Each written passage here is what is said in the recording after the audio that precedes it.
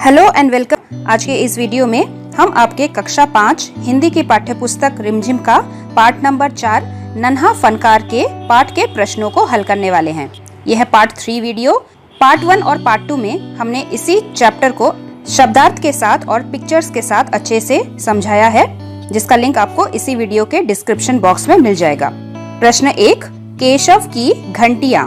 माशा अल्लाह, ये घंटियां कितनी सुंदर हैं, तुमने खुद बनाई हैं। बादशाह अकबर ने यह बात किस लिए कही होगी? उत्तर, क्योंकि उन्हें यकीन था कि 10 साल का बच्चा केशव इतनी सुंदर घंटियां बना सकता है। ये बात कुछ ऐसे भाव में कही गई है जैसे हमारे घर का कोई इंसान अगर घर के बाहर गया है और जब वो वापस आता है तो हम उसे क्या कहते हैं कि अच्छा तुम आ गए। हमें तो दिख रहा है कि वो आ गया है, लेकिन फिर भी हम उससे ऐसा कहते हैं। ये बात करने का ढंग होता है। वैसे ही बादशाह अकबर ने केशव से इसी तरीके के ढंग में बात करनी चाहिए थी और इसी कारण उन्होंने केशव से ये वाली सेंटेंस कही थी। प्रश्न 2, केशव पत्थर पर घंटियां तथा कड़ियां तराश रहा था। उसके द्वारा तराशी जा रही घंटियों और कड़ियों के चित्र अपनी कॉपी में बनाओ। तो घंटियों का चित्र और कड़ियों के चित्र हमने ऑलरेडी पार्ट 1 में देखा है। आप उन पिक्चर्स को देख के अपने नोटबुक में उसकी ड्राइंग बना सकते हैं। तुम्हें क्या कोई खास इमारत याद आती है? इमारत मीन्स बिल्डिंग। कोई और बिल्डिंग याद आती है जिसमें नक्काशी की गई हो? संभव हो तो उसकी तस्वीर भी चिपकाओ। तो जैसे कि हमने आगरा के ताजमहल के बारे में डिस्कस किया था, इसमें भी मार्बल पत्थर के ऊपर बहुत सुंदर सुंदर नक्काशी की गई है। इसके बाद दिल्ली का लाल किला, ये भी बहुत फेमस है, आपको जरूर पता होगा। रेड फोर्ट, यहाँ पे भी रेड स्टोन्स के ऊपर बहुत सुंदर सुंदर नक्काशी की गई है। उसके अलावा मदुरई में मीनाक्षी टेम्पल है। इस टेम्पल में पत्थरों को काट काट के उन्हें तराश के बहुत सुंदर सुंदर मूर्तियां बनाई गई हैं। तो इन 3 चीजों का एग्जाम्पल आप अपने नोटबुक में लिख सकते हैं और तस्वीर चिपका सकते हैं। आगे बढ़ने से पहले एक छोटी सी अनाउंसमेंट। अगर आपको समझ में आ रहा है, अच्छा लग रहा है, तो जल्दी से लाइक कर दीजिए इस वीडियो को और साथ ही शेयर कीजिए अपने दोस्तों के साथ भी, ताकि उन्हें भी अच्छे से समझ में आए। उसके बाद है प्रश्न आना जाना। केशव के पिता गुजरात से आगरा आकर बस गए थे। गुजरात जो स्टेट है that is on the west side और आगरा उत्तर प्रदेश में है। और इन दोनों के बीच का डिस्टेंस भी हमने इंडिया के मैप के जरिए अपने पार्ट 1 वीडियो में आपको अच्छे से दिखाया था। हो सकता है कि तुम या तुम्हारे कुछ और साथियों के माता पिता भी कहीं और से आकर यहाँ बस गए हो। तो बातचीत करके पता लगाओ कि ऐसे करने के क्या कारण होते हैं। बस जाने का मतलब है कि सेटल हो जाना, वहीं पे घर खरीद के वहीं पे रह जाना, तो उसे कहते हैं सेटल हो जाना या फिर बस जाना। तो गुजरात से आकर भी केशव के मम्मी पापा आगरा में सेटल हो गए थे, यानी कि वो गुजरात में वापस नहीं गए थे। तो इसके क्या क्या कारण हो सकते हैं, इस चीज को हमने अपने EVS के टेक्स्ट बुक में स्टैंडर्ड 4th में पढ़ा है। What are the reasons for settling in another state और अनदर प्लेस? तो लोग रोजगार के लिए यानी कि नौकरी की तलाश में, जैसे गांव से लोग शहरों की तरफ जाते हैं नौकरी पाने के लिए। व्यापार यानी कि बिजनेस को बढ़ाना, अगर कोई चाहता है बिजनेस बढ़ाने के लिए, अगर पापा की ट्रांसफर हो जाए, ऑफिशियल ट्रांसफर, तो भी लोग एक दूसरे से दूसरी जगह पे जाते हैं। अधिक सुविधाएं पाने के लिए, जैसे विलेजेस से ज्यादा सुविधाएं टाउन्स में मिलती है, टाउन से ज्यादा सुविधाएं मेट्रो सिटीज में मिलती हैं। और अगर सिटी में किसी को नौकरी मिल जाए तो अधिक सुविधा के लिए, अच्छे स्कूल, अच्छे हॉस्पिटल्स के लिए लोग एक नई जगह पे आके बस जाते हैं। इसके बाद प्रश्न 3, अकबर को पहरेदार की दखलंदाजी, यानी कि पहरेदार ने जो बीच में आके डिस्टर्ब कर दिया था केशव और बादशाह राजा के बातचीत में, वो दखलंदाजी अकबर जी को अच्छी नहीं लगी। तो आपको बताना है कि ऐसी दखलंदाजी अकबर को अच्छी क्यों नहीं लगी। उत्तर, अकबर एक नेक दिल राजा थे, वो बहुत अच्छे राजा थे। वो सबसे मिलते जुलते थे, समय समय पर सबकी सहायता करते थे या फिर बातचीत करने के लिए लोगों से मिलते रहते थे। तो वैसे ही वो एक दिन केशव से मिलने गए थे। तो एक दिन वो पत्थरों को तराशने वाले लोगों से मिलने गए थे और उन्हें केशव मिला था। पहरेदार के आने से केशव और बादशाह अकबर की बातचीत में बाधा आ गई थी। इसी कारण पहरेदार की दखलंदाजी अकबर को पसंद नहीं आई। प्रश्न 4, लगता है कोई बहुत बड़ा आदमी है। यहाँ पर बड़े आदमी से केशव का क्या मतलब है? उत्तर, यहाँ पर बड़े आदमी से केशव का मतलब अमीर या फिर प्रतिष्ठित आदमी से है, बहुत ही फेमस आदमी से है। प्रश्न 5, खरगोश की सी कातर आंखें, यानी कि खरगोश जैसी डरी डरी आंखें। पशु पक्षियों से तुलना करते हुए, उनसे कंपैरिजन करते हुए हम और भी बहुत सारी बातें कहते हैं, जैसे हिरन जैसी चाल। ऐसे ही कुछ और उदाहरण तुम भी बताओ। उत्तर, हम बोलते हैं शेर जैसी दहाड़, मतलब कोई इंसान इतने जोर से चिल्ला रहा है, दहाड़ रहा है, मानो उसकी शेर जैसी दहाड़ हो। किसी की आवाज अगर बहुत प्यारी है, बहुत सुरीली आवाज में कोई गाना गा रहा है, तो हम बोलेंगे उसकी आवाज कोयल जैसी मीठी है, कोयल जैसी आवाज। वैसे ही हाथी जैसी चाल, एकदम मस्त होके बिना आजू बाजू देखे हुए अगर कोई चलता है, हम बोलेंगे कि हाथी जैसे चल रहा है। वैसे ही हिरन जैसी सुंदर सुंदर आंखें। लोमड़ी जैसा चालाक अगर कोई है तो हम बोलेंगे लोमड़ी जैसा चालाक है वो। कुत्ते जैसी नाक, यानी कि अगर दूर से कोई किसी भी चीज को सूंघ के बता दे कि अरे आज तो मम्मी मसालेदार कड़ी पकोड़ा बना रही है, तो सूंघ के ही जो बता दे तो हम बोलेंगे कि उसकी नाक एकदम कुत्ते जैसी है, क्योंकि डॉगीज की सुपर सेंस ऑफ स्मेल होती है, इन्हें बहुत दूर से स्मेल आ जाती है, तो इसलिए हम तुलना करते हुए बोलते हैं कि इसकी नाक एकदम कुत्ते जैसी तेज है। तो ये है कुछ एग्जांपल्स जो हम एनिमल्स के सुपर सेंसेस के साथ तुलना करते हैं। क्वेश्चन 6, अकबर ने जब नक्काशी सीखना चाहा तो केशव ने उन्हें संदेह भरी नजरों से क्यों देखा? उत्तर, केशव ने बादशाह अकबर को संदेह भरी नजरों से इसीलिए देखा क्योंकि अकबर एक बहुत बड़े बादशाह थे। उन्हें इस प्रकार के कार्य करने की आवश्यकता ही नहीं थी।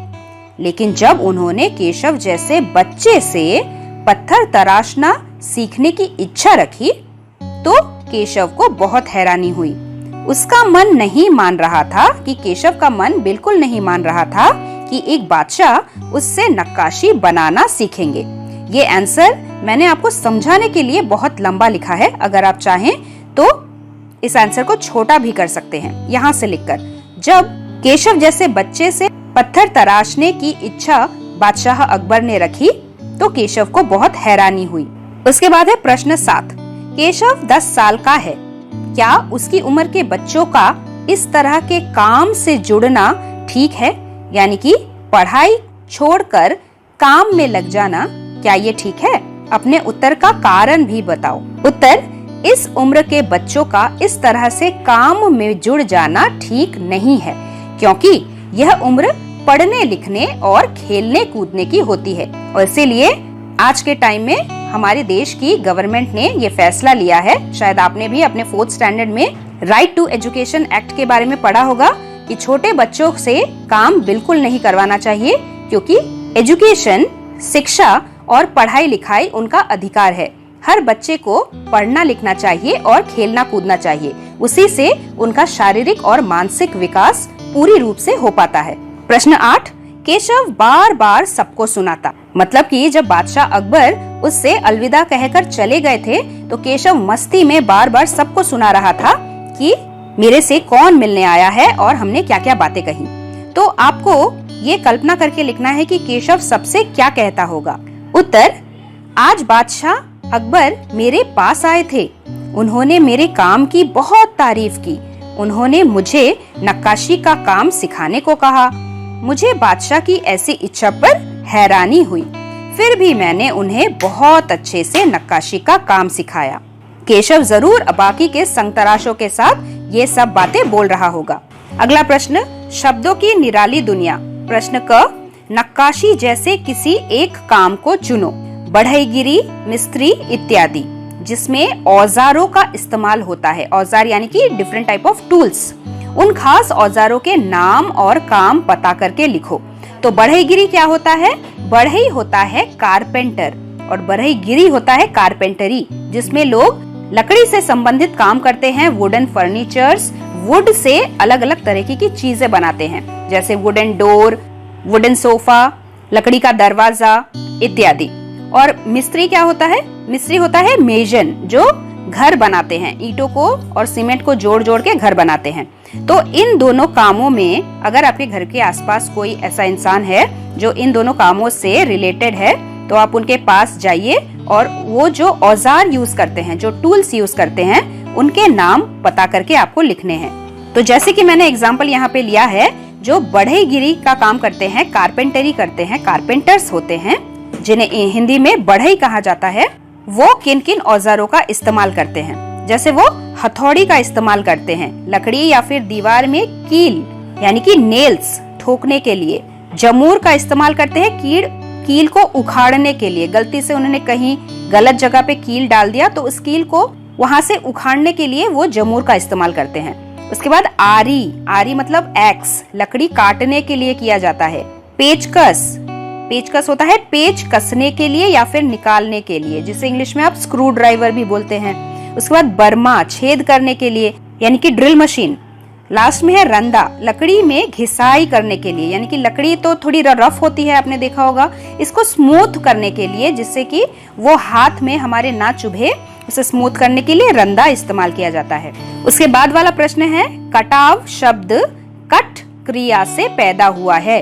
क्रिया मतलब डूइंग वर्ड्स, जिसमें हम कोई काम कर रहे हैं। कट करना यानी कि काटना। तो नीचे लिखी जो संज्ञाएं हैं वो किन क्रियाओं से बनी है, आपको उन संज्ञाओं का अर्थ समझाना है, फिर वाक्य में प्रयोग करना है। सबसे पहले है चुनाव, पड़ाव, बहाव और लगाव। अब इन चीजों को मैंने टेबल में लिख लिया है। यहाँ पे जो संज्ञा शब्द है चुनाव, ये चुनाव शब्द आया है चुनना क्रिया से, यानी कि हम किसी को चुन रहे हैं, सेलेक्ट कर रहे हैं। तो इसका सेंटेंस में कैसे यूज करेंगे, आज कक्षा मॉनिटर का चुनाव है, यानी कि सभी बच्चे कक्षा मॉनिटर को चुनने वाले हैं, सेलेक्ट करने वाले हैं। उसके बाद है पड़ाव मतलब पढ़ना, कहीं पे स्टॉप करना, कहीं जाते जाते बीच में ही कहीं पे स्टॉप करना।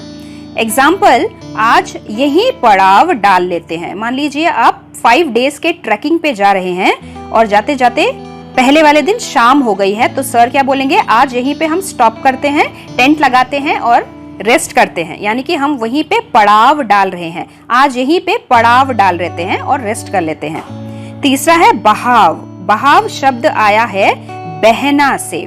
बहना मतलब फ्लो करना, जैसे नदी फ्लो करती है, तो फ्लो करना क्योंकि ये काम हो रहा है, वो क्रिया है। और इसका वाक्य कैसा होगा, गंगा का बहाव बहुत तेज है, यानी कि गंगा का जो फ्लो है वो बहुत तेज है। अगर कोई बिना प्रोटेक्शन के जाएगा तो पानी के फ्लो में बह जाएगा। लास्ट वाला है लगाव यानी कि लगना, किसी चीज के प्रति अट्रैक्टेड होना, अफेक्शन होना, वो है क्रिया। अब उसका सेंटेंस फॉर्मेशन कैसे होगा, लता को अपने किताबों से बहुत लगाव है, यानी कि लता अपने किताबों से बहुत प्यार करती है, उसे कभी भी किताबों से वो अलग नहीं होती है, उससे बहुत लगाव है। एक और सेंटेंस ऐसा हो सकता है कि माँ को अपने बच्चों से बहुत लगाव होता है, यानी कि वो उन्हें हमेशा अपने पास रखना चाहती है, वो है लगना। नेक्स्ट क्वेश्चन, लड़के ने जल्दी जल्दी कोई प्रार्थना बुदबुदाई। बुदबुदाना मतलब धीमी धीमी आवाज में अपने आप से ही कुछ बोलना। अब बोलने से संबंधित कुछ और वर्ड्स भी हम इस्तेमाल करते हैं। रेखांकित शब्द और नीचे लिखे शब्दों में क्या अंतर है, यानी कि बुदबुदाने में और फुसफुसाने में, बड़बड़ाने में और भुनभुनाने में क्या अंतर है, आपको वाक्य बनाकर उस डिफरेंस को, अंतर को स्पष्ट करना है। तो सबसे पहला है फुसफुसाना, यानी कि धीरे से किसी और के कानों में कुछ बोलना। इंग्लिश में हम विस्परिंग बोलते हैं, जैसे मैंने तुमसे एक सीक्रेट कहूंगी, ये ना किसी को मत बोलना। ये है हल्के से फुसफुसाना, मैंने आपको विस्पर करके कुछ बात बताई है। एग्जाम्पल, लता ने मीना के कान में कुछ फुसफुसाया।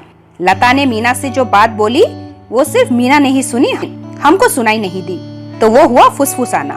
उसके बाद है बड़बड़ाना। बड़बड़ाना क्या होता है, किसी बात को अपने आप से ही बार बार बोलना। एग्जाम्पल, वह बहुत ही बड़बड़ाता है, यानी कि अपने आप से ही बोलता रहता है। टू मटर, ये वाला वर्ड आपने आपके इंग्लिश के फ्लाइंग टुगेदर चैप्टर में भी पढ़ा है। टू मटर यानी कि अपने आप में ही धीरे धीरे बड़बड़ करके कुछ बोलना ताकि कोई और उसे ना सुन पाए। तो इन दोनों में अंतर तो पता चल गया। बड़बड़ाना यानी कि अपने आप को ही धीरे धीरे आवाज में कुछ बोलना, फुसफुसाना मतलब किसी और को धीरे धीरे आवाज में कुछ बोलना। भुनभुनाना क्या होता है? गुस्से में कुछ बोलना, गुस्से में धीरे धीरे बोलना। एग्जाम्पल, भुनभुनाना अच्छी बात नहीं है। टू ग्रम्बल, अगर आपको किसी बात पे गुस्सा आया, मान लीजिए एक बच्चे ने आपकी टॉफी ले ली आपसे बिना पूछे, तो आप उसे ना डांट पा रहे हो ना मार पा रहे हो, तो आप क्या बोलेंगे? अपने आप से ही क्या बोलेंगे? पता नहीं कहाँ से आ गया है, मेरी चॉकलेट ले ली, मुझे पूछा भी नहीं। तो वो हुआ गुस्से में धीरे धीरे से अपने आप से ही कुछ बोलना, वो होता है भुनभुनाना। लास्ट क्वेश्चन, बेवकूफ खड़ा हो, हुजूर-ए आला के सामने बैठने की जुर्रत कैसे की तूने? झुककर इन्हें सलाम कर। क्या आप बता सकते हैं कि महल के पहरेदार ने केशव से यह क्यों कहा? पहरेदार ने केशव से इसलिए कहा क्योंकि वह अपनी वफादारी दिखाना चाहता था कि वो कितना वफादार है बादशाह अकबर के प्रति, क्योंकि वो सोचता था बादशाह अकबर बहुत ही रेस्पेक्टेबल पर्सन है, मैं तो इन्हें सलाम कर ही रहा हूँ, लेकिन बाकी जो लोग नहीं कर रहे उन्हें भी करना चाहिए, तो इसीलिए रेस्पेक्ट दिखाना सबकी ड्यूटी है। तो केशव तुम भी खड़े हो जाओ और बादशाह अकबर को झुककर सलाम करो। That was the last question. आशा करती हूँ कि आपको सभी प्रश्नों के उत्तर ठीक से समझ में आए होंगे। अगर फिर भी आपके मन में कोई प्रश्न या फिर डाउट रह गया है, आप मुझे कमेंट बॉक्स में पूछ सकते हैं। अगर आपने अभी तक इस पार्ट के एक्सप्लेनेशन को नहीं देखा तो जल्दी से देख लीजिए, क्योंकि मैंने इसे बहुत सारे पिक्चर्स के साथ और शब्दार्थ के साथ एक कहानी जैसे अच्छे से समझाया है। हम मिलेंगे आपके अगले चैप्टर पार्ट 5, जहाँ चाह वहाँ राह। तब तक के लिए धन्यवाद एवं आपका दिन शुभ रहे। Thanks for watching and do like, share, subscribe our channel.